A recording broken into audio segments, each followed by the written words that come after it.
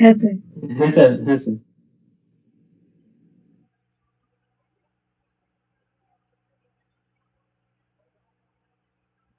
তো sources of Indian constitution, এটা আমাদের হিস্টোরিক্যাল ব্যাকগ্রাউন্ডের সঙ্গে কানেক্টেড, বিকজ একটা দেশের সংবিধান তৈরি হওয়া অবশ্যই তার অতীতের কিছু বিষয়ের সঙ্গে কানেক্টেড থাকে।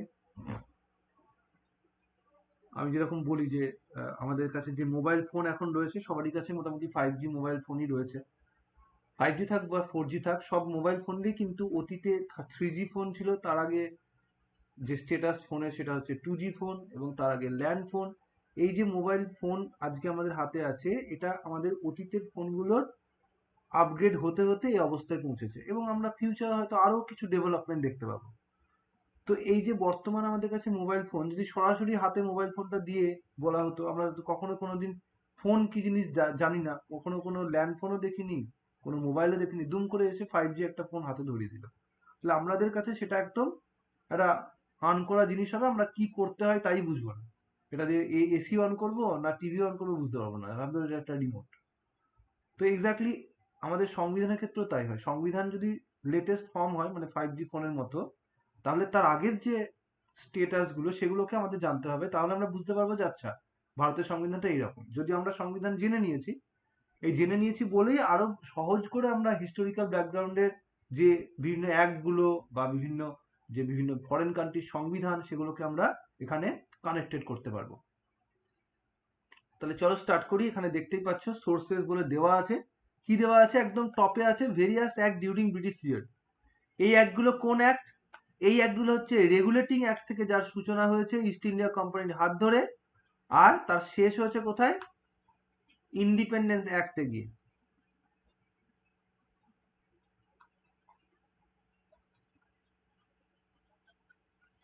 এই টোটাল যে জার্নিটাই, এই 1773 থেকে 1947 পর্যন্ত, এই টোটাল জার্নিটা আমরা বিভিন্ন যে অ্যাক্ট ছিল, প্রথমে রেগুলেটিং অ্যাক্ট, তারপরে এলো চার্টার অ্যাক্ট, তারপরে কাউন্সিল অ্যাক্ট, তারপরে government of India act, and এন্ডে গিয়ে ইন্ডিয়ান ইন্ডিপেন্ডেন্স অ্যাক্ট।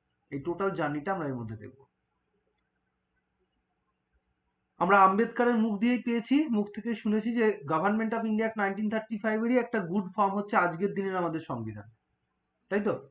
তাহলে আমাদের তার অতীতের বিভিন্ন যে অ্যাক্ট গুলো, সেগুলো খুব ভালো করে জানতে হবে, তবেই আমাদের ভারতের সংবিধানটাকে আরো ভালোভাবে আমরা বুঝতে পারবো।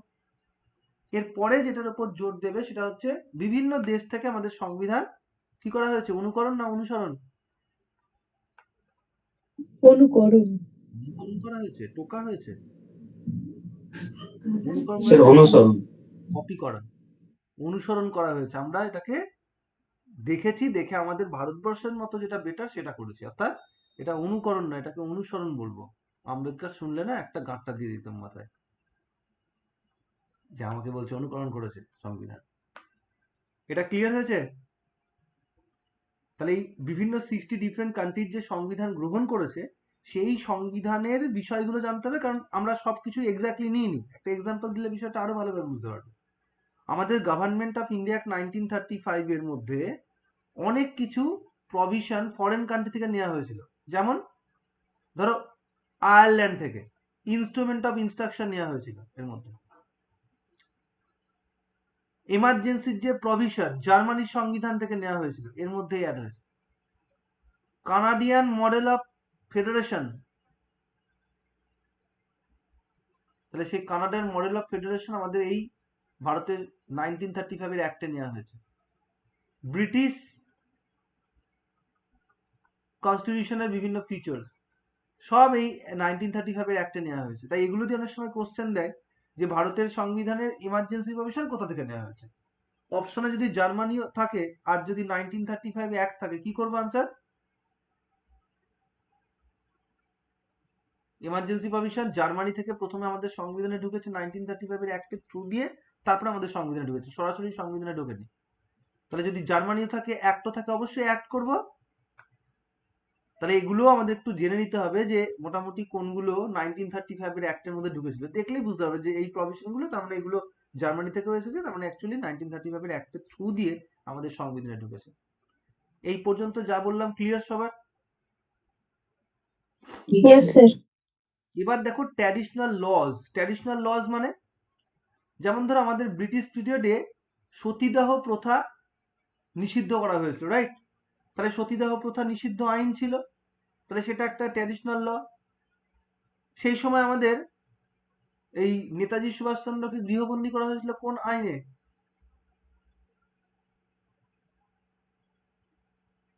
জানা নেই কারোর?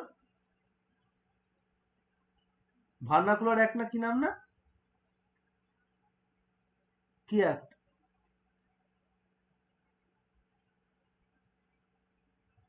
পড়েছো তো ওটা? ওটা হচ্ছে one kind of preventive detention act, যার মাধ্যমে গৃহবন্দী করা হয়েছিল কোনো অপরাধ করতে পারে সেই ভয় থেকে। তাহলে প্রিভেন্টিভ ডিটেনশন অ্যাক্ট সেই সময় যেগুলো ছিল সেগুলো ট্র্যাডিশনাল ল হিসেবে ইন্ডিকেটেড হয়। এই অ্যাক্টগুলো ভারতের সংবিধানের গুরুত্বপূর্ণ ভূমিকা গ্রহণ করেছে। যেমন আমাদের আর্টিকেল 22 এর ক্লজের মধ্যে এই প্রিভেন্টিভ ডিটেনশন অ্যাক্টের প্রভিশন দেওয়া আছে। আর সেই সময় ভারতবর্ষে কিছু কাস্টম ছিল, যে কাস্টমগুলো ভেরিয়াস রিলিজিয়াস পিপল এনজয় করতো। এই কাস্টমগুলোও কিন্তু আমাদের সংবিধানের গুরুত্বপূর্ণ ভূমিকা গ্রহণ করেছে। যেমন কিনা আমাদের ভারতবর্ষের সংবিধানে কাস্টমের ওপর বেস করেই আমরা দেখব মাইনরিটি কমিউনিটিদের রাইট প্রোভাইড করা হয়েছে, বা আমরা দেখব এই কাস্টমের ওপর বেস করেই মাইনরিটিদের তাদের কালচার প্রোটেক্ট করার কথা বলা হয়েছে, বা various schedule tribe schedule caste যে এরিয়াগুলো রয়েছে তাদের আলাদা করে অ্যাডমিনিস্ট্রেশন বা তাদের আলাদা করে সুযোগ সুবিধা দেওয়া হয়েছে, স্পেশাল প্রভিশন দেওয়া হয়েছে। সো এইরকম কাস্টমস গুলোও আমাদের সংবিধান তৈরিতে সোর্স হিসেবে কাজ করেছে। এই পর্যন্ত সবার ক্লিয়ার হয়েছে? সবটা বুঝতে পারলে? তাহলে আমরা এটারই এবার ডিটেলসে দেখব। প্রথমে আমরা কনস্টিটিউশনের বিষয়গুলো দেখব, বিভিন্ন ফরেন কান্ট্রির সংবিধান। আমরা 60+ কান্ট্রির সংবিধান দেখবো না, তবে মোটামুটি যেগুলো দিয়ে ম্যাক্সিমাম কোশ্চেন দেয় সেগুলোই তো আমাদের কাছে ইম্পর্টেন্ট, তো সেগুলোর উপর ফোকাস করব। তাহলে এখানে দেখতে পাচ্ছি পার্লামেন্টারি সিস্টেম। পার্লামেন্টারি সিস্টেম কাকে বলে? কথা বলতে হবে, কারণ তোমরা অনেকটাই পড়া হয়ে গেছে, এগুলো সব জানা কথা। না জানতে পারলে সেটা বলতে হবে যে স্যার জানি না, একবার বলে দিন। না হলে আমাকে নাম ধরে ধরে বলতে হবে, যে জয়া বলো, জয়দেব বলো, ইনজামাম বলো। পার্লামেন্টারি সিস্টেম মানে কি? আমার সংসদীয় Sir, close relationship between executive and legislature. Exactly, এবং এটা হচ্ছে রেসপন্সিবল গভর্নমেন্ট, রাইট? এখানে লেজিসলেটিভ আর এক্সিকিউটিভ মিলেমিশে কাজ করে, একদম ঠিক বলেছো। পার্লামেন্টারি সিস্টেমের এই প্যাটার্ন আমরা ব্রিটেনে দেখতে পাই, সেই পার্লামেন্টারি প্যাটার্ন এখানেও রয়েছে। ব্রিটেনের পার্লামেন্টারি প্যাটার্নে পার্লামেন্টারি সভারেন্টি রয়েছে, আমাদের এখানেও পার্লামেন্টারি সভারেন্টি রয়েছে, রাইট? আর ব্রিটেনের পার্লামেন্টে আরেকটি বৈশিষ্ট্য রয়েছে, দ্যাট ইজ সুপ্রিমেসি। আমাদের এখানে কিন্তু পার্লামেন্টারি সুপ্রিমেসি নেই। তাহলে parliamentary sovereignty present. Next one, ক্যাগের কি ভূমিকা? পার্লামেন্টারি সিস্টেমে ক্যাগের ভূমিকা হচ্ছে auditing the entire government, entire financial system of the country. তো সেটাও আমাদের ভারতবর্ষে রয়েছে, কিন্তু এক্স্যাক্টলি সেম নেই। এই ক্যাগের ফিচারের মধ্যে আমরা দেখতে পাবো ব্রিটেনে যেমন ক্যাগ কন্ট্রোলারের রোলটাও প্লে করে, ইন্ডিয়াতে কিন্তু কন্ট্রোলারের রোল প্লে করে না, বরং অডিটিং এর রোল প্লে করে। আর ব্রিটেনের ক্যাগ নিজে একজন পার্লামেন্টের মেম্বার, ভারতের ক্যাগ পার্লামেন্টের মেম্বার নয়। তাহলে এরকম ভাবে নিজের মতো করে এটাকে মডিফাই করে নেওয়া হয়েছে, এক্স্যাক্টলি নেওয়া হয়নি, অনুকরণ করা হয়নি, অনুসরণ করা হয়েছে। এগুলোই তার প্রমাণ। আইডিয়া অফ এক্সিকিউটিভ, বলো। একে এক্সিকিউটিভ। ক্যাগ আমাদের ভারতবর্ষে কোনো এক্সিকিউটিভ লেজিসলেটিভ বা কারোর পার্ট নয়, একটা ইন্ডিভিজুয়াল স্বয়ংসম্পূর্ণ একটা বডি। এক্সিকিউটিভ বলতে পারো, মানে ফাইন্যান্সিয়াল সেক্টরের এক্সিকিউটিভ হেড বলা হয় তাকে, যে highest financial executive head, highest financial executive head. তার মানে কিন্তু সে প্রধানমন্ত্রী বা রাষ্ট্রপতির দ্বারা নিয়ন্ত্রিত নয়, সে নিজের মতো করে কাজ করতে পারে। ওকে, সভারেন্টির কনসেপ্ট কি আছে আমাদের ভারতবর্ষে? সভারেন্টি আমাদের ইন্টারনাল এক্সটার্নাল দু রকমের সভারেন্টি রয়েছে। আমি অলরেডি সভারেন্টির আইডিয়া বলে দিয়েছি, যে ভারতবর্ষে পার্লামেন্টারি সভারেন্টি রয়েছে। So that means parliament is the authority যে কিনা সভারেন পাওয়ারকে ইউজ করে, আর people are the source of sovereign power. Equality before law এর কনসেপ্ট, এটার মানে সবাই আইন মেনে চলবে, আইনের ঊর্ধ্বে কেউ নেই। রিটের কনসেপ্ট ফান্ডামেন্টাল রাইটকে প্রোটেক্ট করার জন্য ইউজ করা হয়, ওয়ান কাইন্ড অফ অর্ডার, 5 রকমের হয়ে থাকে। ইলেকশন নির্বাচন সংক্রান্ত বিষয়, that is always follow free and fair election. Rule of law connected with equality before law, আইনের শাসন থাকলেই সেখানে আইনের দ্বারা সবাইকে সমানভাবে সংরক্ষণ দেওয়া হয়, সমানভাবে তাকে প্রোটেক্ট করা হয়, আইনের চোখে সবাইকে সমান মনে করা হয়। Cabinet also refer the parliamentary pattern of system. Cabinet system বা পার্লামেন্টারি সিস্টেম তার একই, same. President as de jure head, president হচ্ছে নমিনাল হেড, বা এখানে ডিজিওর টার্মটার অর্থ হচ্ছে সাংবিধানিক। এটা ব্রিটেনে কিরকম আছে? মোনার্কি। হ্যাঁ, মানে এখানে ব্রিটেনে এই রোলটা প্লে করে মোনার্কি স্যার। কিং বা কুইন প্লে করে। কিং স্যার, রাজা রাজা। যেহেতু রাজতন্ত্র নেই, তাই আমাদের ভারতবর্ষে রিপাবলিকান সিস্টেম ওয়াইজ রাষ্ট্রপতি নির্দিষ্ট সময় অন্তর নির্বাচিত হয়। সো তা না হলে তার যে ভূমিকা সেটা কিন্তু সেম। ইন্ডিয়াতেও ডিজিওর ভূমিকা প্লে করে রাষ্ট্রপতি, ওখানে কিং বা কুইন প্লে করে, বাট ভূমিকাটা সেম। এই ভূমিকাটা কেন প্রয়োজন, কে বলবে?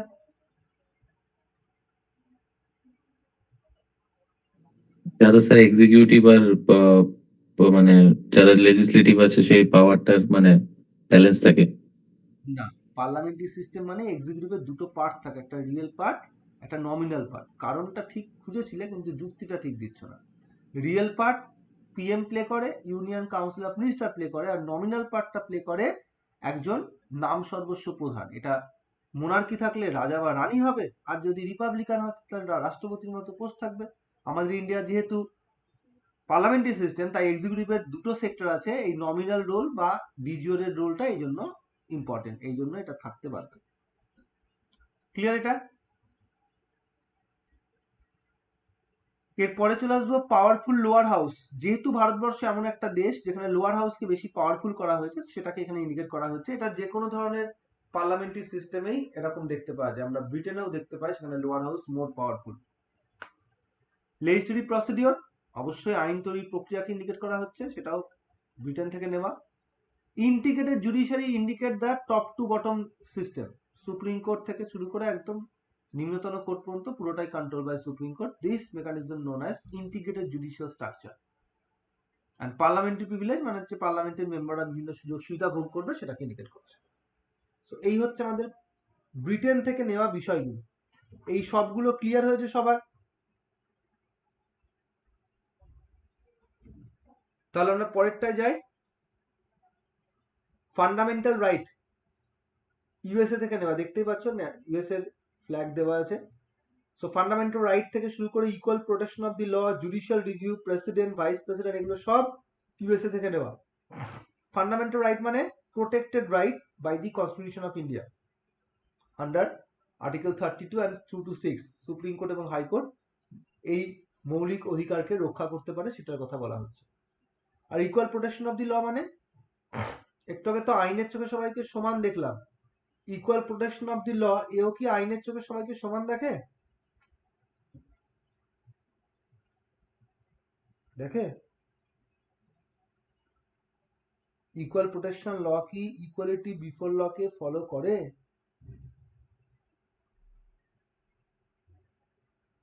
আচ্ছা, আরো ইজি করে দিচ্ছি। দুজন ব্যক্তি কোনো অপরাধ করলো, এই দুজন ব্যক্তিকে কি আলাদা আলাদা মনে করবে না সমান মনে করবে? না, আলাদা আলাদা ভাবে করবে স্যার। স্যার ডিপেন্ড করবে স্যার ওদের মানে যে প্রেসিডেন্ট না হয়। দুজনেই ব্যাংক ডাকাতি করেছে 1 লাখ টাকা, তাই দুজনকে সেম মনে করবে না? একই রকম নিয়মে তাকে শাস্তি দেবে না, আলাদা আলাদা নিয়মে দেবে? তাহলে স্যার সেমই দেবে, সেমই দেবে স্যার। কিন্তু দেখা গেল এই কাজটা একজন করেছে 12 বছর বয়সে, আর একজন করেছে আমার মতো 35 বছর 36 না বছর। তাহলে স্যার আলাদা আলাদা ল হবে, কেননা ওখানটা জুভেনাইল হ্যাঁ। যাবে বড়, তাহলে এই আর যে এদিকে আলাদা আসবে আলাদা স্যার। সেক্টরের জন্য এই যে করে দিল, এটা হচ্ছে ইকুয়াল প্রোটেকশন অফ দিল। অর্থাৎ সমাজে বিভিন্ন সেক্টর রয়েছে, বিভিন্ন কমিউনিটি রয়েছে, সেই ওয়াইজ প্রোটেকশন দেয়। যেমন আমরা দেখবো দুজন শিডিউল কাস্টকে যেমন সুযোগ সুবিধা দেবে, দুজন শিডিউল ট্রাইবকে তা দেবে না, বা দুজন জেনারেলকেও তা দেবে না। এই যে আলাদা আলাদা গ্রুপের জন্য, শিডিউল কাস্টদের জন্য একই রকম নিয়ম, শিডিউল ট্রাইবের জন্য একই নিয়ম, এটাকে সাপোর্ট করে প্রোটেকশন অফ ল। ক্লিয়ার হয়েছে? এটা ইউএসএ থেকে নেওয়া। এটা কোথায় পাই আমরা? আর্টিকেল 14 এর ক্লজ 2 তে পাই। জুডিশিয়াল রিভিউ কি বলে?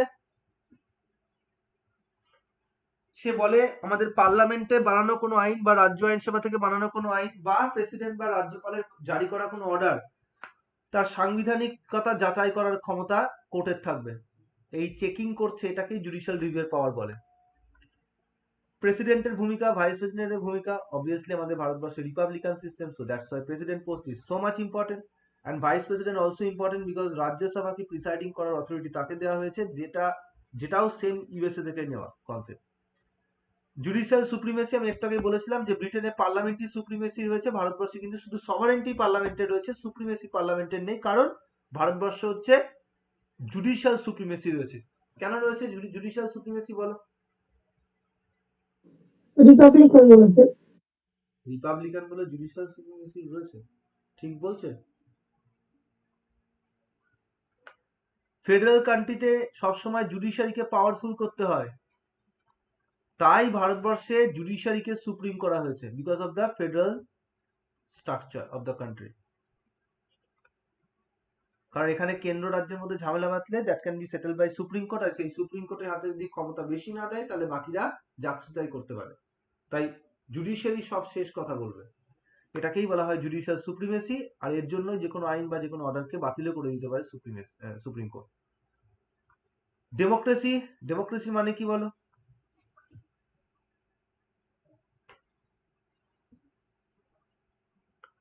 ডেমোক্রেসি মানে জনগণই সরকারি কাজকর্মে জনগণের অংশগ্রহণ। এখানে আমরা ভারতবর্ষে কিরকম ডেমোক্রেসি দেখতে পাই? Indirect. বা Representative, sir. বা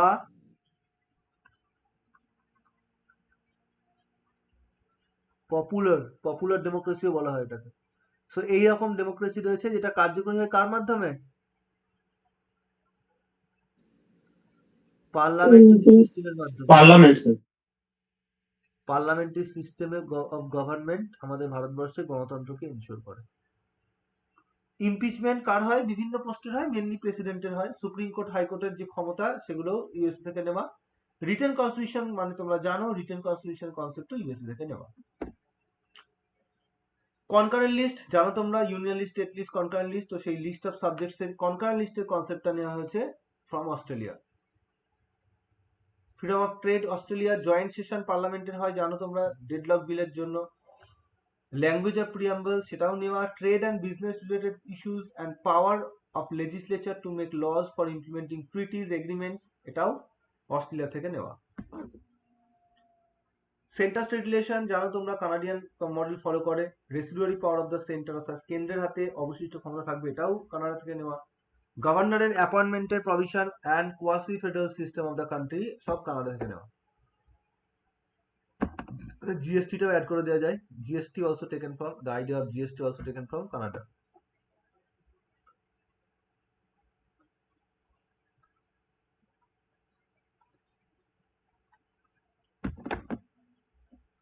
নাও এটা কোন দেশের? তৃণমূল কংগ্রেস নয় কিন্তু, আয়ারল্যান্ড। ডিপিএসপির কনসেপ্ট নেওয়া, ডাইরেক্টিভ প্রিন্সিপালস, রাষ্ট্রপতি এবং উপরাষ্ট্রপতি নির্বাচনী পদ্ধতি মানে single transferable vote system by means of proportional representation. আর রাজ্যসভার যে 12 জন মেম্বারকে নমিনেট করা হয় from literature, arts, science and social service, that is also taken from Irish constitution.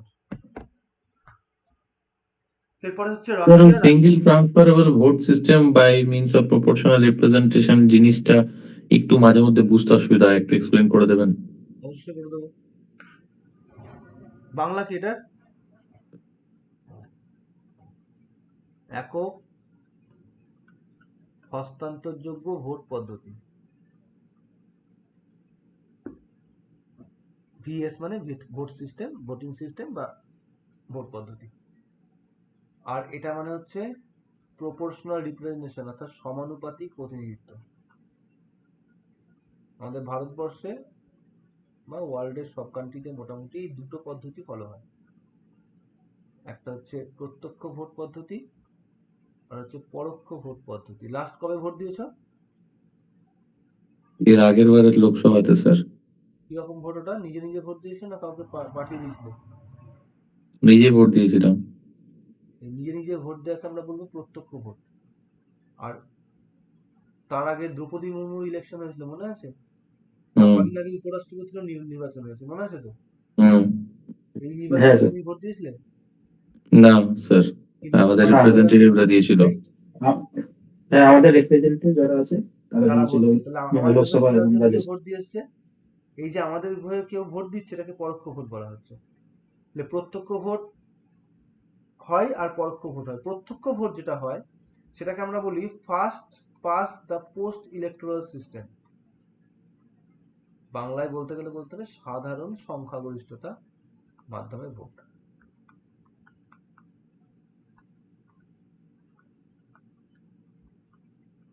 এই ভোটটা ইউনিভার্সাল অ্যাডাল্ট ফ্র্যাঞ্চাইজির উপর বেস করে হয়, অর্থাৎ সার্বজনীন প্রাপ্তবয়স্কের ভোটাধিকারের ভিত্তিতে 18 বছর বয়স্ক প্রত্যেকটা ভারতীয় ব্যক্তি তারা এই ভোটগুলো দিতে পারে।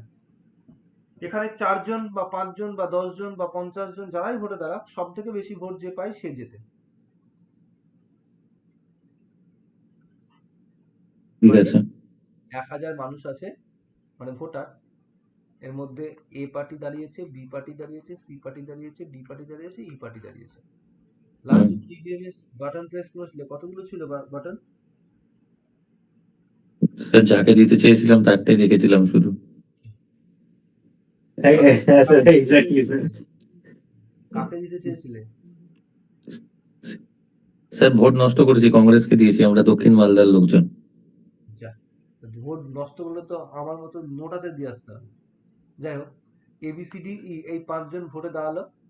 এ পেয়েছে 100টা ভোট, এ পেয়েছে 200টা ভোট, এ পেয়েছে 50টা ভোট, এ পেয়েছে 190টা ভোট, আর এ পেয়েছে 210টা ভোট। অনেক বেশি হলো না? 1 2 3 4, ঠিক আছে। বাকি যা দেখতে পাচ্ছ মাইনাস আছে, ওরা ভোট দিতে যায়নি, সবাই ভোট দিতে যায় নাকি? ওকে, তাহলে কে ওকে কে স্যার। জিতবে? স্যার 210। তাহলে কতজন চাইনি এ জিতুক?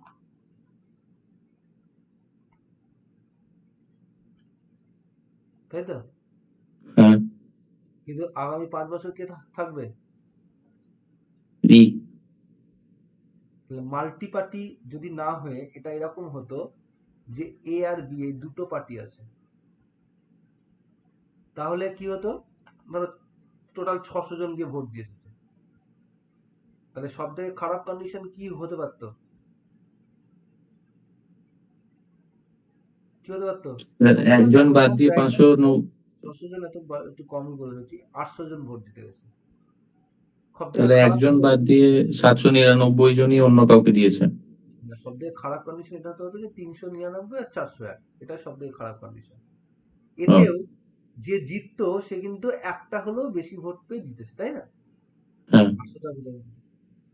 তো যাই হোক, এটা হচ্ছে আমাদের first pass the post electoral system, that is normal সংখ্যালঘু ভোট, মানে সংখ্যাগরিষ্ঠতার ভোটে নির্বাচিত হয়, সাধারণ সংখ্যাগরিষ্ঠতা বলা হয়। এবার চলে আসি আমরা যেটা বুঝবে বলেছিলে, হচ্ছে সিঙ্গেল ট্রান্সফারেবল ভোট সিস্টেম। এখানে যদি 4 জন ব্যক্তি ভোটে দাঁড়ায়, তার মানে 4 জন ব্যক্তির নাম দেওয়া থাকবে আর তাদের পাশে চয়েস আছে, first choice, second choice, third choice, fourth choice.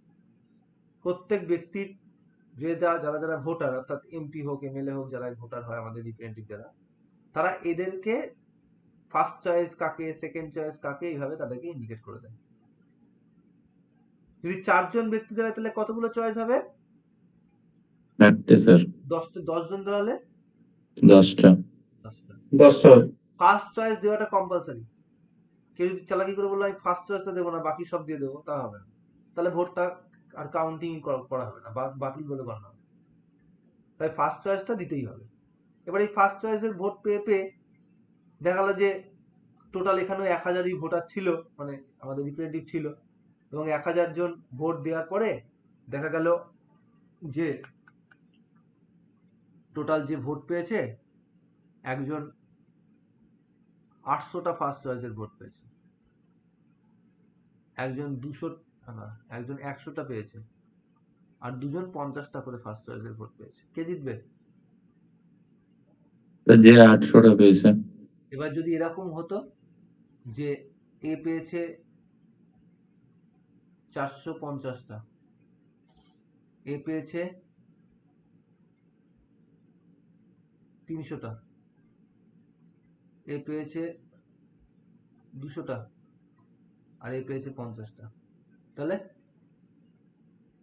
কে জিততো? Sir 450টাই sir. না, এখানে রুলস হচ্ছে যে ফার্স্ট চয়েসের ভোটে জিতবে তাকে একটা ক্রাইটেরিয়া পূরণ করতে হবে, দ্যাট ইজ 50%-এর বেশি তাকে ফার্স্ট চয়েসের ভোট পেতেই হবে, আচ্ছা না হলে মেজরিটি হয়েছে এটা বলা যাবে না বুক ফুলিয়ে। তাহলে এটার জন্য নিয়ম কি আছে? এরকম যদি হয় সেক্ষেত্রে এই যে সব থেকে কম যে ফার্স্ট চয়েসের ভোট পেয়েছে 4 নম্বর ব্যক্তি, এই 50টা ভোট বাকিদের মধ্যে ভাগ করে দেবে, 3 জনের মধ্যে। তাহলে 3 17 51, ওই 17টা করে ভোট পেয়ে যাবে সবাই। 17টা দেওয়া যাবে না, 16টা করে দিতে হবে। এও 16টা, এও 16টা, এও 16টা। এখনো পর্যন্ত আচ্ছা। কিন্তু হয়নি 501। না, তাহলে একজনের ভোট কি করলো? ট্রান্সফার করলো বাকিদের মধ্যে। আচ্ছা বুঝতে এটাই পেরেছি। একক হস্তান্তরযোগ্য। একজনের ভোট অন্যজনকে ট্রান্সফার, সিঙ্গেল ট্রান্সফার, একজনের ভোট অন্যজনকে ট্রান্সফার হচ্ছে। এবার স্যার বাকি পরের থাকলো, বার তাহলে 216 জনের ট্রান্সফার হবে। এইবার হ্যাঁ, এইবার 216 জন। তাহলে এবার পরের ভোটে কি হলো? এইটাতে তো জিতলো, মেজরিটি হচ্ছে না, তাই এবার আবার সব থেকে কম কে পেয়েছে দেখতে হবে। তারপরে তৃতীয় ব্যক্তি পেয়েছে, তৃতীয় ব্যক্তির 216টা ভোট এবার এদের মধ্যে ভাগ হবে। তার মানে কত করে হবে? 58টা করে, নাকি 108টা করে, 108টা করে হবে। ও 108 পেয়ে গেল, 100। এবার এর 50% প্লাস হয়েছে, হ্যাঁ স্যার। ব্যাস উইন্ড, প্রথম ব্যক্তি আচ্ছা জিতে গেল। এই জন্য এটার বুঝতে নাম পেরেছি, ট্রান্সফারেবল। ক্লিয়ার? বুঝতে পেরেছি স্যার। আর যে অনুপাতে মানুষ ভোট দিয়েছে তারই রিফ্লেকশন পড়ছে, তাই এটার নাম সমানুপাতিক প্রতিনিধিত্ব। এটা ক্লিয়ার? হ্যাঁ স্যার। আর ভুলবে? না স্যার। চলো, তাহলে ফান্ডামেন্টাল ডিউটি সবই আমরা জানি, সোশ্যালিস্টিক ইডিওলজি, জাস্টিস, 5 ইয়ার প্ল্যানিং, এগুলো সব ইউএসএসআর থেকে নেওয়া। Liberty, equality, fraternity concept France থেকে নেওয়া। রিপাবলিকান সিস্টেমের কনসেপ্ট ফ্রান্স থেকে নেওয়া। এটা হচ্ছে এমার্জেন্সি প্রভিশন, কোথা থেকে নেওয়া? কোন দেশের? Germany. Germany. Germany sir. Suspension of fundamental rights, that is also from Germany. এটা South South Africa. Africa. South Africa. অ্যামেন্ডমেন্টের প্রভিশন অ্যাজ ওয়েল অ্যাজ ইলেকশনের যে প্রভিশন সেটাও দেওয়া। রাজ্যসভার যে ইলেকশন হয়, ইনডিরেক্ট ইলেকশন, সেটা। এটা Japan. Japan. Japan. Procedure established by Japan. Law এর যে concept, that is taken from Japan. এটা কি, এটার মানে কি? ইকুয়ালিটি বিফোর ল আর রুল অফ ল আর equal protection of the law এর থেকে ফারাক কি বলো? 1 বাই 1 বলতে পারো। লিখে দিচ্ছি এখানে, ইকুয়ালিটি বিফোর ল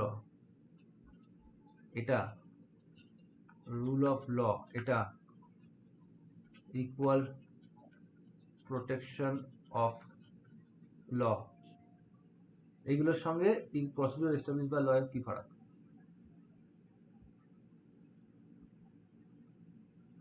কিছু ফারাক আছে না, নাকি সেম?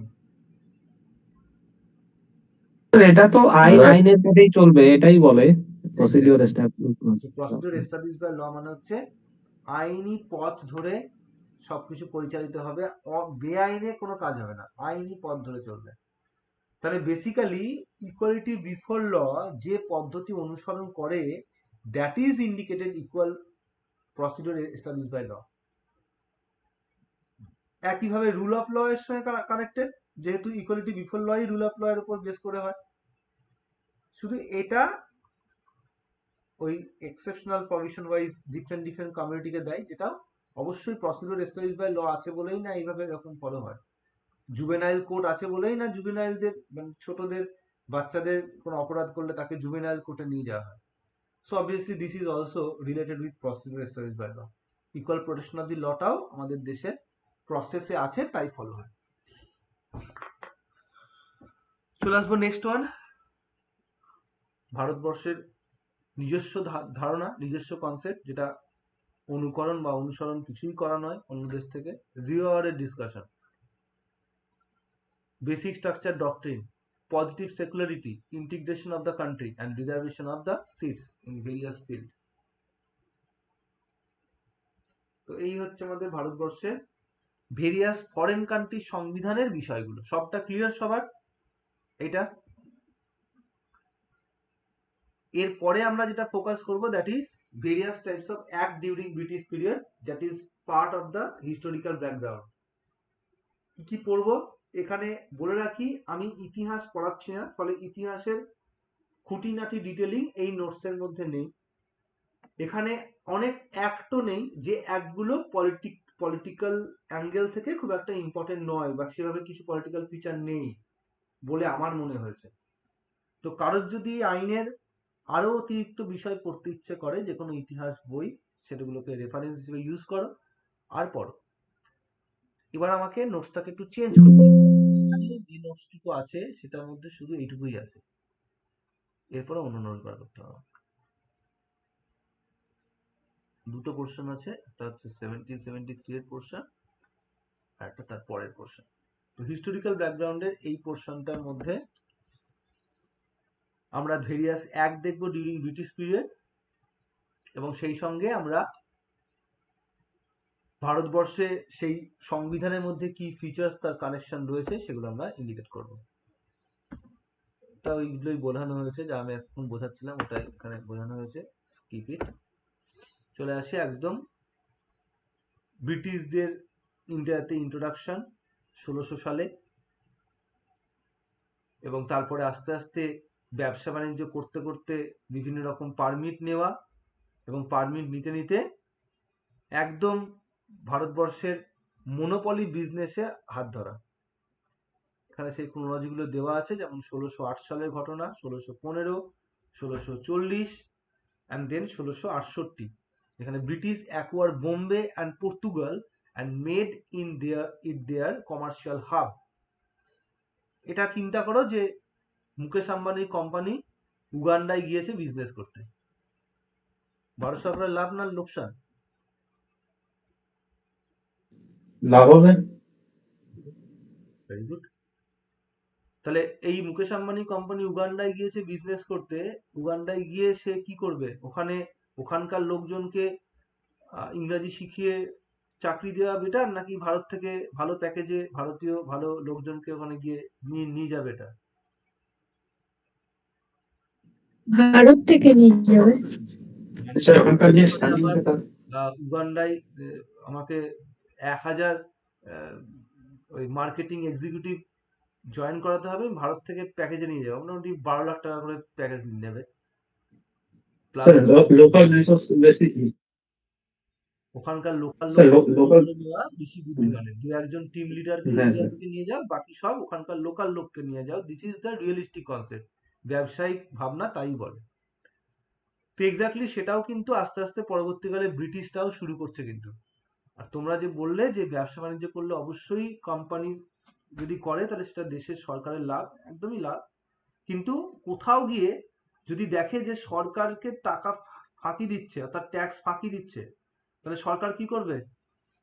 কিছু ব্যবস্থা নেবে না? বলবো যে ঠিকই আছে, এটুকু তো ট্যাক্স ফাঁকি দেবে।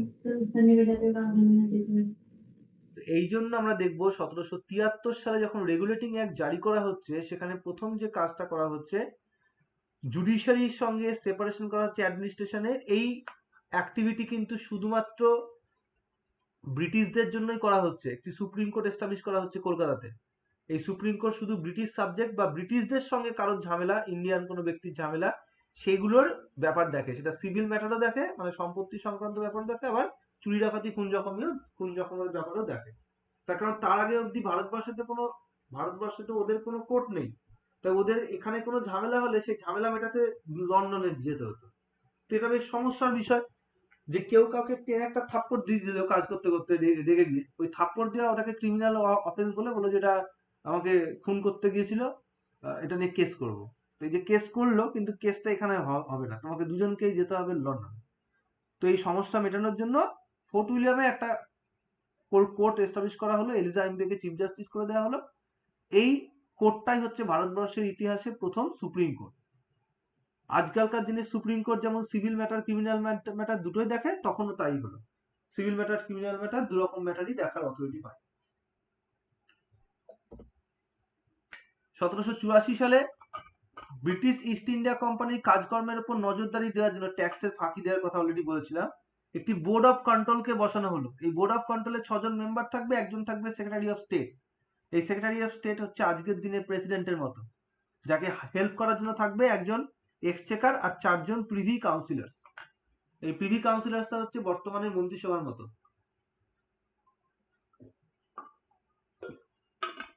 অর্থাৎ সেক্রেটারি অফ স্টেট এদের সাহায্য নিয়ে যাবতীয় কাজগুলো করবে। তাহলে কাজ কি? It provided for the joint rule of the crown and company with the crown being the supreme authority. তাহলে ক্রাউনের প্রতিনিধি হিসেবে কে থাকবে? এই সেক্রেটারি অফ স্টেট, যে কিনা কোম্পানির ওপর নিগরানিও দেবে, আবার কোম্পানির সঙ্গে একজোটে সেই কাজকর্মের সঙ্গে ইনভলভও হবে। চলে এলো চার্টার অ্যাক্ট 1793। আরো বেটার করলো অতীতের আইনটাকে। It continue companies rule over the British territories in India as well as Governor General কে কাউন্সিলের ডিসিশনের উপর ওভাররাইড করার অথরিটি দিল। অ্যান্ড বোর্ড অফ কন্ট্রোলে নাম্বার অফ মেম্বার্স চেঞ্জ করা হলো। এখন থেকে এটা প্রেসিডেন্ট এবং 2 জন জুনিয়র মেম্বার নিয়ে তৈরি হবে। এই জুনিয়র মেম্বারদের প্রিভি কাউন্সিলের মেম্বার হওয়ার দরকার নেই, না হলেও চলবে। আগে ছিল 6 জন, এখন হয়ে গেল 3 জন, তাই তো?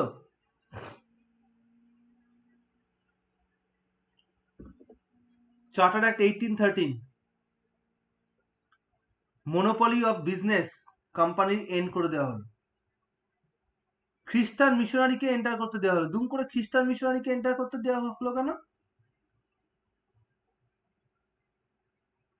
যখন ইস্ট ইন্ডিয়া কোম্পানি এই বারবারন্ত ব্রিটিশরা দেখছে কোটি কোটি টাকা তারা এখান থেকে ইনকাম করছে, তো ব্রিটিশ রাজের আর মাথা ঠিক থাকলো না। সে বললো ইস্ট ইন্ডিয়া কোম্পানিকে হটাও, আমরা এবার থেকে এখানে যাবতীয় যা কাজ করবো, আর লুটে পুটে যা নেওয়ার আমরাই নেব। ইস্ট ইন্ডিয়া কোম্পানিকে আস্তে আস্তে ক্ষমতা খর্ব করো, আর আমরা এখানে আস্তে আস্তে আধিপত্য করব।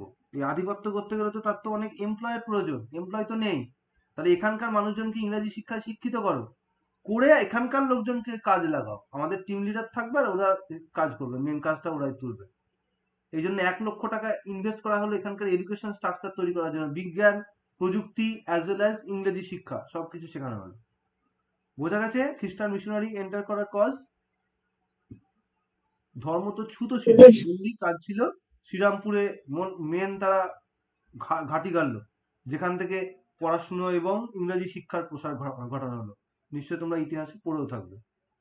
ওকে, এটা সবার বুঝতে পেরেছ? নেক্সট চলে আসবো আমরা চার্টার অ্যাক্ট 1833, কারণ 20 বছর অন্তর চার্টার অ্যাক্ট গুলো হয়েছিল। এখানে প্রথমত গভর্নর জেনারেল অফ বেঙ্গলের নতুন স্ট্যাটাস দেওয়া হলো গভর্নর জেনারেল অফ ইন্ডিয়া। আর শুধু বাংলা নয়, গোটা ভারতবর্ষের উপর আধিপত্য করতে হবে, তাই পদের নাম চেঞ্জ করা হলো, আরো বেশি স্কোপ বাড়ানো হলো। সেই সঙ্গে একজন লয়ের মেম্বারকে কাউন্সিল অফ গভর্নর জেনারেলের মধ্যে রাখা হলো। এই লয়ের মেম্বারটা কে? এখনকার অ্যাটর্নি জেনারেল অফ ইন্ডিয়া। এই আইন যারা ব্যক্তিটাই হচ্ছে বর্তমানে এজিআই বা স্টেট লেভেলে এজিএস, যে কিনা আইনি পরামর্শ দেবে। তৃতীয়ত, commercial activities of East India Company finally put to an end and become a purely administrative body. আর কোম্পানির কোনো ব্যবসা বাণিজ্যের ভূমিকা থাকলো না ইন্ডিয়ান টেরিটরিতে। সেই সঙ্গে parliamentary control over India, parliamentary control, অর্থাৎ আস্তে আস্তে ব্রিটিশরা এবার কন্ট্রোল নিচ্ছে ইন্ডিয়ার উপর, সেটা স্টেপ স্টার্ট হয়ে গেল।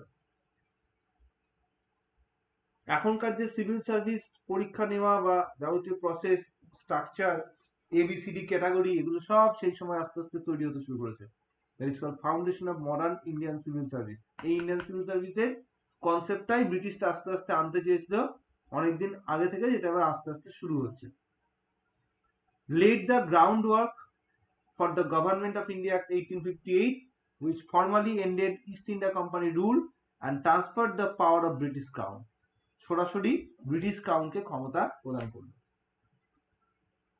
Now 1853 এর political feature, Governor General's Council was split, creating a separate legislative council for lawmaking, as well as the council now had 6 additional members for legislative purpose. আইন বানানোর জন্য একটা বড় বডি তৈরি করা হলো যেখানে 6 জন মেম্বার থাকবে, and introducing a more structured lawmaking process. আরো ওয়েল অর্গানাইজড ওয়েতে তারা লমেকিং কাজ করতে শুরু করলো। তার মানে এটা কি পার্লামেন্টের মতো স্ট্রাকচার দেওয়ার চেষ্টা করছে।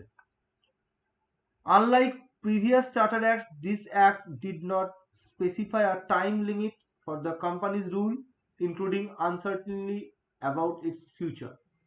So কোনো টাইম বাউন্ডেশন বলে দেওয়া হচ্ছে না, কিন্তু কোনো এর ফলে কি হচ্ছে, কোন সার্টেনিটি থাকছে না, আনসার্টেন একটা বিষয় হয়ে যাচ্ছে। British Parliament took greater control over the Indian administration in reducing the autonomy of the East India Company. East India Company যে অটোনমি পুরোপুরি সরিয়ে দিয়ে ডিরেক্টলি ব্রিটিশ কন্ট্রোল করার চেষ্টা করা হচ্ছে আস্তে আস্তে। And the act hinted in the future decentralization of governance, paving the way of more provincial autonomy in later reforms. আস্তে আস্তে এটাও ভাবা হচ্ছে যে এবার থেকে সেন্ট্রালি কন্ট্রোল করবো না, আমরা প্রভিন্সিয়াল অটোনমি দেওয়ার চেষ্টা করব। These political changes weakened the East India Company's power and laid the foundation of direct British rule, which was formalized after the revolt of 1857. 1857 সালে যে আমাদের যে সিপাহী মিউটিনি হচ্ছে, তারপরে আমরা দেখব যে 1858 সালে ব্রিটিশরা government of India act 1858 establish করছে, যার ফলে আমরা দেখব ভারতবর্ষে ইস্ট ইন্ডিয়া কোম্পানির রুল শেষ আর শুরু হয়ে যাচ্ছে ব্রিটিশ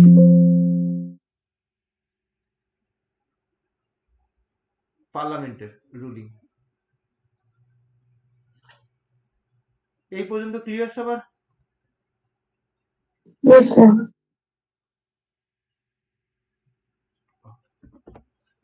Now the 1858 Act, যেখানে আমরা দেখব যে সেক্রেটারি অফ স্টেট পোস্টটাকে রাখা হচ্ছে, যেটা ব্রিটেনের গভর্নমেন্ট আর ভারতবর্ষের গভর্নমেন্টের মধ্যে চিফ লিঙ্কের কাজ করছে। Looks like government of India and looks like government of states. তাহলে এটা কি হবে পোস্টটা, কিরকম পোস্ট? এটা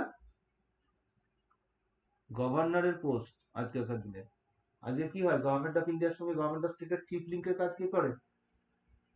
রাজ্যপাল করে। ওই রকম ভূমিকা সেক্রেটারি অফ স্টেট এনজয় করতে শুরু করলো। সেই সঙ্গে জনগণকে বোঝানো হলো যে এটা ভালো একটা আইন তোমাদের জন্য, তো it's call good government act.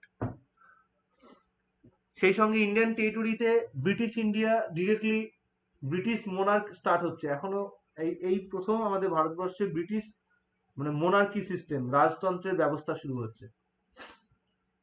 East India Company completely abolished from India and the power of directors were vested with the Secretary of State of India. Secretary of State was be British MP, তিনি একজন British MP হবেন, as well as cabinet minister হবেন, এবং he was assisted by a council of 15 members. The council of members are basically এখনকার দিনের council of মিনিস্টারের মতো। এদের সাহায্য নিয়ে সেক্রেটারি অফ স্টেট যাবতীয় কাজকর্ম পরিচালনা করবে। এটা বোঝা গেছে? এই যেগুলো বলছি বুঝতে পারছো তো? কানেকশন গুলো ইম্পর্টেন্ট। কানেকশন গুলো মনে রাখলেই আনসার করতে পারবে ঠিকঠাক করে।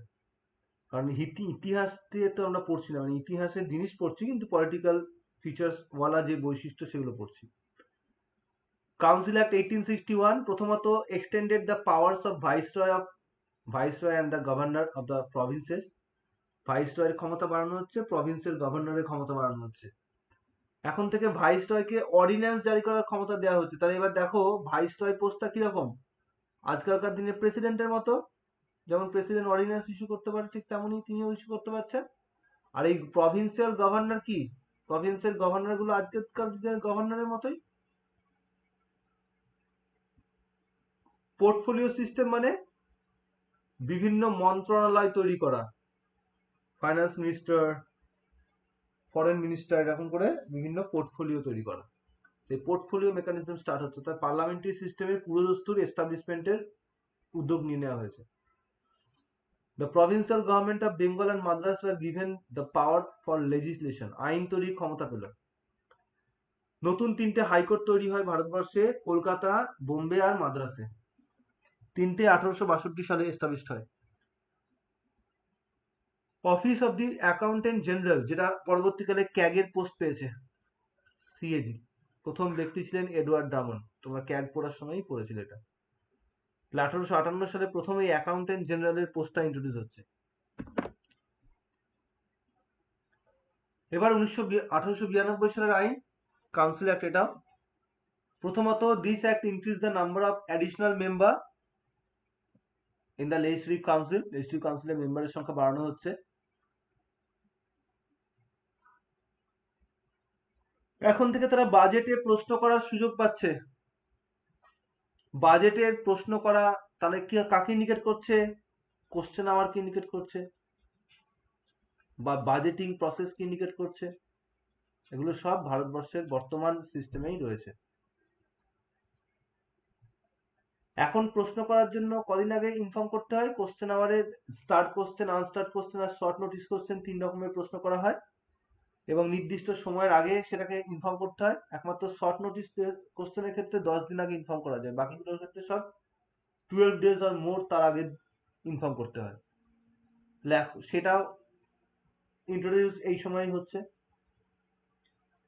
Principal of representatives was initiated, প্রতিনিধিত্বের যে ধারণা সেটা ইন্ট্রোডিউস হচ্ছে। অর্থাৎ এখন থেকে জনগণ সরাসরি না করে তাদের রিপ্রেজেন্টেটিভ পাঠিয়ে তারা সরকারি কাজকর্মগুলো বা আইন প্রণয়নের কাজ করবে। Legislative council empowered to create new law, এখন থেকে লেজিসলেটিভ কাউন্সিলকে আইন তৈরি করার এবং অতীতের আইনকে চেঞ্জ করার ক্ষমতা দেওয়া হচ্ছে। মানে পার্লামেন্ট যেমন পারে নতুন আইন তৈরি করতে, অতীতের আইন মডিফাই করতে, এক্স্যাক্টলি সেম পাওয়ার দেওয়া হচ্ছে। না 1909 এর অ্যাক্ট, আরো বেশি করে আইনি প্রক্রিয়া শুরু করা হচ্ছে, পার্লামেন্টারি ব্যবস্থা ফিচার্স গুলোকে ইন্ট্রোডিউস করা হচ্ছে। আর স্লাইটলি আমরা দেখব রিপ্রেজেন্টেটিভ যে ডিভাইড অ্যান্ড রুলের যে পলিসি সেটা ইনজেক্ট করা হচ্ছে, কারণ এই প্রথম মুসলিমদের জন্য আলাদা ইলেকটোরেট রাখার ব্যবস্থা করা হচ্ছে, যা স্থায়ীভাবে ভারতবর্ষের এই টেরিটরিতে ডিভাইড অ্যান্ড রুলের পলিসি ইনজেক্ট করা শুরু করে দিল। 1919-এ সেটা আরো প্রকট হলো, আরো সেখানে কমিউনাল রিপ্রেজেন্টেশন বাড়ানো হচ্ছে। মুসলিমদের পাশাপাশি এখন থেকে ইউরোপিয়ান, শিখ এদেরকেও অংশগ্রহণ করার সুযোগ দিচ্ছে। সেই সঙ্গে প্রভিন্সের ডায়ারেক্টরি সিস্টেম মানে ডুয়াল রুল সিস্টেম ইন্ট্রোডিউস করা হচ্ছে। এখন আমরা কতগুলো সরকারের আন্ডারে কাজ করি, মানে থাকি, 3টে সরকারের আন্ডারে থাকি। যেমন আমি কামারহাটি পৌরসভা, তো কামারহাটি স্টেট মানে পৌর প্রশাসনের আন্ডারে থাকি, লোকাল সেলফ গভর্নমেন্টের আন্ডারে। তারপরে আমি রাজ্য সরকার, পশ্চিমবঙ্গ সরকারের আন্ডারে রয়েছি, প্লাস আমি ভারতবর্ষের সরকারের আন্ডারে রয়েছি। তার মানে আমরা 3টে রুলিং এর আন্ডারে থাকি। তখন ওটা ডায়ারেক্টলি মানে 2টো রুলের আন্ডারে থাকার ব্যবস্থা করা হয়েছিল প্রভিন্স গুলোতে। সেই সঙ্গে governor was the executive head of the province, প্রভিন্সের এক্সিকিউটিভ হেড হিসেবে থাকেন আজকেরকার দিনের মতোই। 2 রকমের সাবজেক্ট ইন্ট্রোডিউস করা হয়, রিজার্ভ সাবজেক্ট আর ট্রান্সফার সাবজেক্ট। সেই সঙ্গে দ্য মিনিস্টার্স, যা কিনা were responsible to the people who elected them through the legislation। তাহলে রেসপন্সিবল গভর্নমেন্ট মানে কি? গভর্নমেন্ট রেসপন্সিবল গভর্নমেন্ট মানে এখনই তো বললে নিজেরাই, মানে parliamentary government. Parliamentary governmental system কোন আইনে ইন্ট্রোডিউস হয়েছে যদি প্রশ্ন করে, কি হবে আনসার? অবশ্যই 1919 এর আনসার হবে, 1919। কারণ আগের বার বাজেট ইন্ট্রোডিউস হয়েছিল ঠিকই, কিন্তু পুরোদস্তুর রেসপন্সিবল গভর্নমেন্ট বলতে পারি না, এটাই সেটা বলতে পারছি। তাই জন্য রেসপন্সিবল গভর্নমেন্টের প্রভিশন থাকার কারণে 1919-এর অ্যাক্টের মাধ্যমে ভারতবর্ষের পার্লামেন্টারি সিস্টেম ইন্ট্রোডিউস হয় বলতে হবে।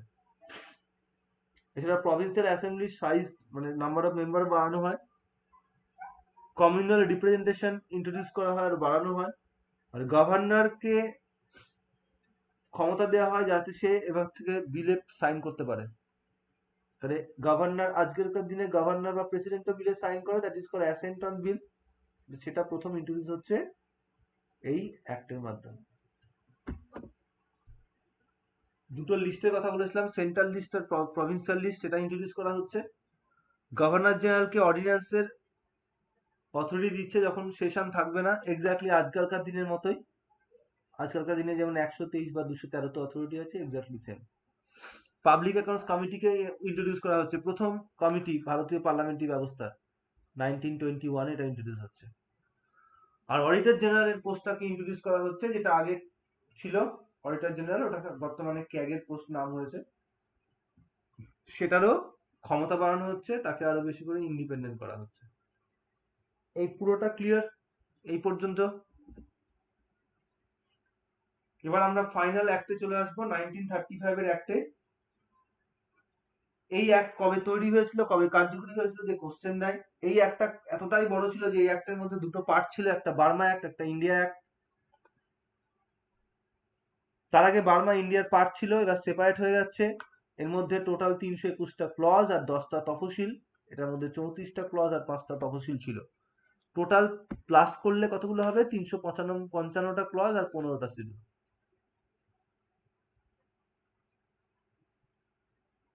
এছাড়া অল ইন্ডিয়া ফেডারেশন অর্থাৎ যুক্তরাষ্ট্র ব্যবস্থার যে সূচনা, সেটা তার হাত দিয়ে হয়, এই অ্যাক্টের হাত দিয়ে হয়।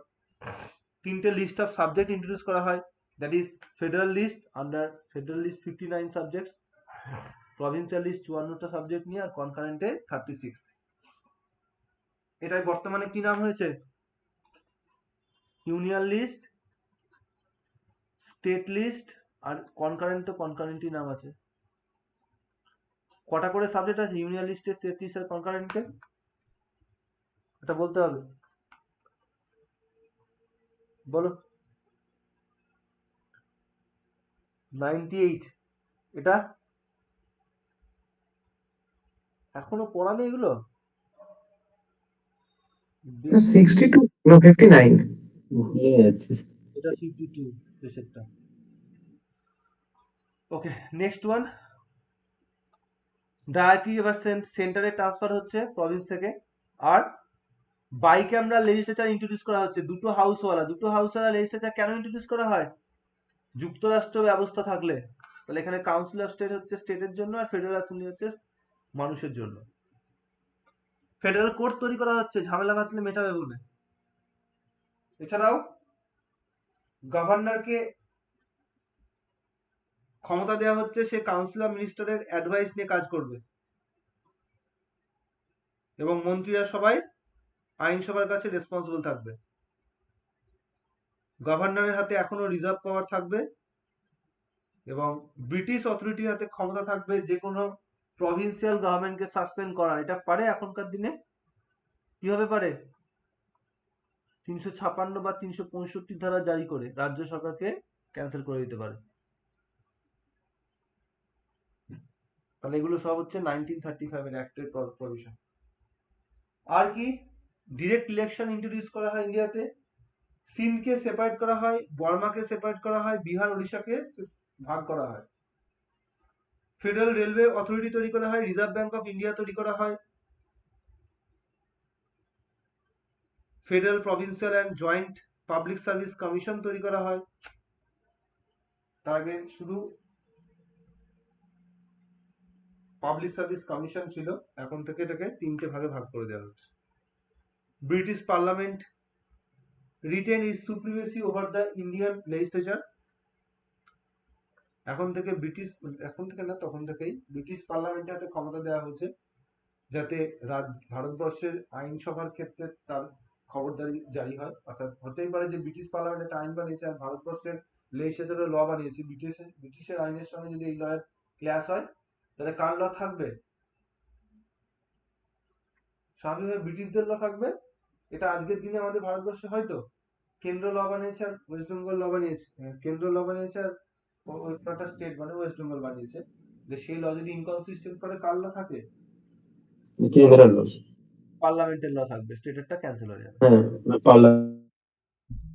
মেম্বার অফ লেজিসলেটিভ বডিজ বাড়ানো হচ্ছে, আর প্রভিন্সিয়াল অডিটর জেনারেল নেওয়ার ভাবনা করা হচ্ছে। This act strengthen the position of auditor general by providing for provincial auditor general in a federal setup. The act also described the appointment and service procedure and gave a brief overview of duties of the Auditor General. তো ক্যাগের পোস্টটাকে আরো better করা হচ্ছে আস্তে আস্তে। এই পর্যন্ত clear সবার? Yes, sir. নাও Indian independence act 1947, যার মাধ্যমে ভারতবর্ষ এবং পাকিস্তান ইন্ডিপেন্ডেন্ট লাভ করে। এই অ্যাক্টের মাধ্যমে প্রথমত আমাদের গণপরিষদের ক্ষমতা বহুগুণ বাড়ানো হয়, ব্রিটিশদের কর্তৃত্ব জিরো করে দেওয়া হয়, আর গণপরিষদকে এখন থেকে ডবল কাজ করতে শুরু করতে হয়। একদিকে সে পার্লামেন্টে বানাবে এবং পার্লামেন্টের কাজও করবে, আবার আমার সংবিধানে বানাবে। যখন পার্লামেন্টের কাজ করবে তখন প্রিসাইডিং করবে গণেশ বাসুদেব মহলঙ্কার, আর যখন নর্মাল সংবিধান তৈরি হবে তখন প্রিসাইডিং করবে রাজেন্দ্র প্রসাদ। তাহলে একই সঙ্গে লেজিসলেটিভ বডি হিসেবেও গণপরিষদ কাজ করতে শুরু করে। এই আইন মাউন্টব্যাটেন প্ল্যানকে বাস্তবায়নের জন্য নিয়ে আসা হয়। এই আইন কবে কার্যকরী হয় ভারতবর্ষে? 15th August 1947। পাকিস্তান কবে ইন্ডিপেন্ডেন্ট হয়?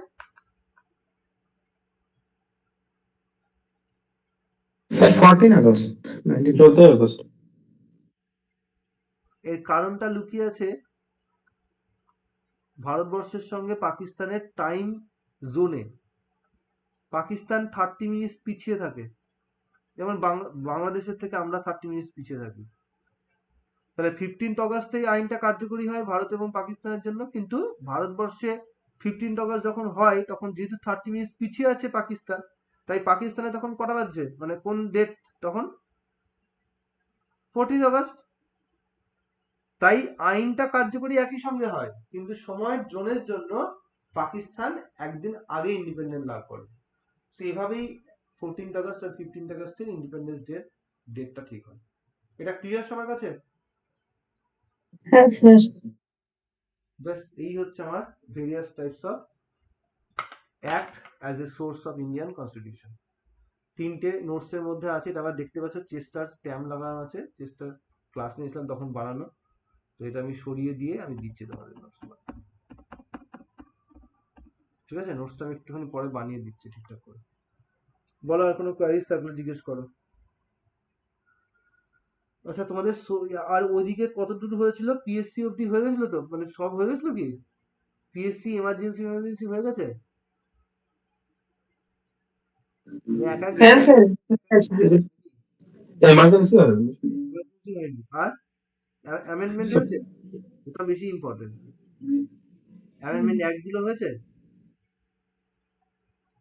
হয়নি তো? তাহলে নেক্সট দিন আমি No, sir. অ্যামেন্ডমেন্ট করাবো। অ্যামেন্ডমেন্ট করাবো মানে হচ্ছে একদিনে তো হবে না, অ্যামেন্ডমেন্ট আছে, অ্যামেন্ডমেন্টের অ্যাক্ট আছে, অ্যাটলিস্ট 2 দিন সময় লাগবে।